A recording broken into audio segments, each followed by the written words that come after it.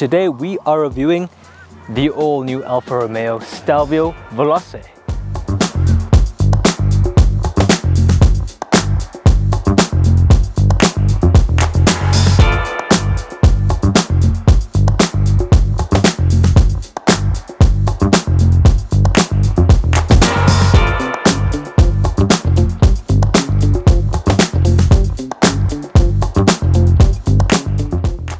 Hi there, welcome back to Auto Advisor for another car review. My name is Prasho Naidu, and starting off with the front end design of the Alfa Romeo Stelvio, you have your 3x3 LED headlights into the mix, and interestingly enough, it does share some characteristics of the Tonale and the 1960s sports car, the SZ Zagato. And where does the Alfa Romeo get the Stelvio name from? Well, it's actually named after a mountain pass in northern Italy. So the design of the wheels, it incorporates a telephone styling, which is a classic of the Alfa Romeo heritage that dates back to many years ago actually. And the black accents definitely ooze a sense of class and sophistication. And beneath the bonnet of the Italian beauty, you have a 2-liter turbocharged 4-cylinder petrol engine that pushes out a impressive 206 kilowatts and 400 newton meters of torque. The car does a sprint time of 0 to 100 in 5.7 seconds, so it's a little quick.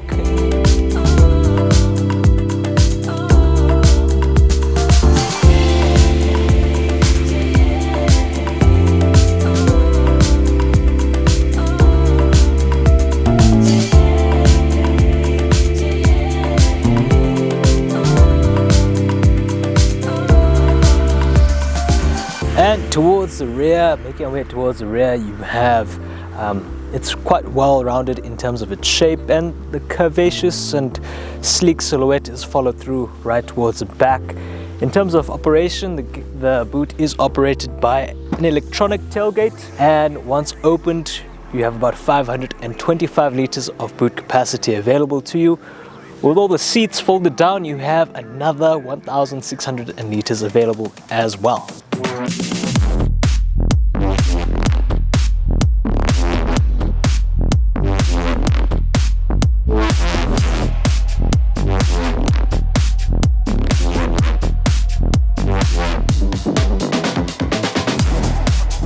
And making our way towards the rear end passenger seats, one can find themselves quite comfortable. It's very modern, very classy. I love the leather. The leather is simply of premium quality, and you have your armrest in the middle with your 2 cup holders in the middle, and you have your Type A and Type C charging ports with your ventilation air cooling as well.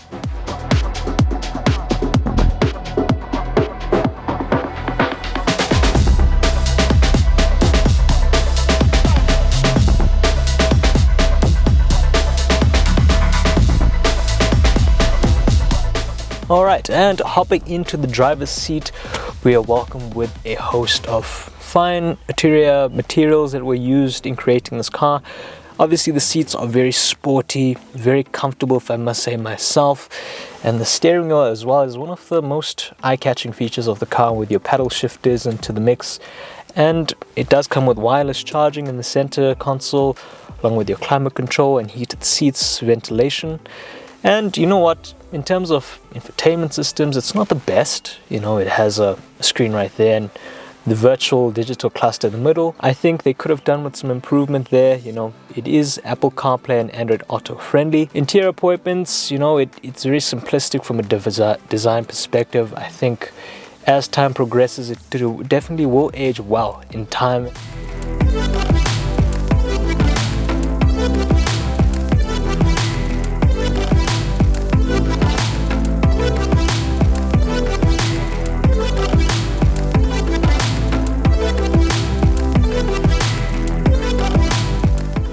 So safety features for the Alfa Romeo Stelvio includes lane assist, collision, safety warning, and also adaptive cruise control.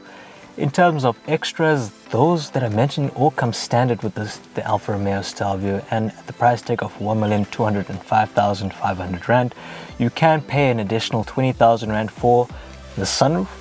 In terms of competitors that we have for the market and the competition is definitely broad. You have the Audi Q5, BMW X3, and the Volvo XC60, along with the Lexus NX and Porsche Macan. So there are definitely a lot of other rivals in the segment of car. In terms of sales, you know, Alfa Romeo, it's a little weak, the presence that we see on our roads. We don't see them as often. And I think the competition and other competitors definitely will give it a run for its money. However, you know, I do like the Italian brand itself. I think they do make unique cars from a design point of view. However, you know, they really got to up their game in terms of future thinking.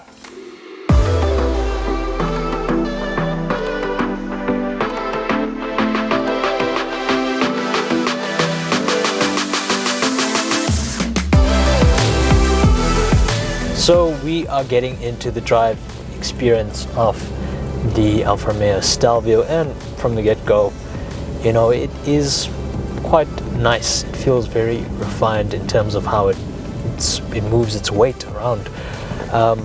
Obviously, you are spoiled for choice in terms of your driving modes. You have Alfa Romeo calls it DNA, which D means dynamic, N for natural, and A for advanced efficiency. That basically means, well, it's eco, sport, and normal. So if you're trying to conserve fuel, go for advanced efficiency.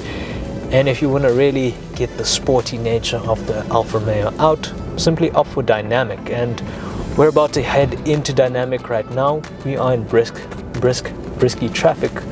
I like to usually put it in manual, and that really opens up the responsiveness and the engagement on my side as a driver. The acoustics and the turbocharger accompanied with the engine sound, you really get to hear it more in depth, and it honestly sounds quite nice, you know. And overall, the steering is light, very nimble, you know, and you put your foot down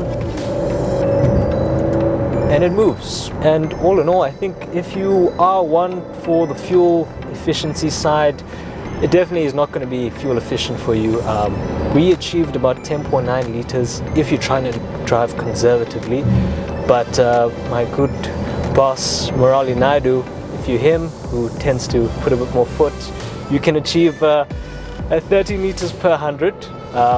But you know what, really, all in all, I thought just from the driving experience of the Alfa Romeo, it was really lovely. I think, yes, it is heavy, and the power and the torque do get very underwhelming, but overall the Italian beauty shines in its quirkiness and its features, and I think going forward it is quite a nice car. And you know, you can catch us again next week.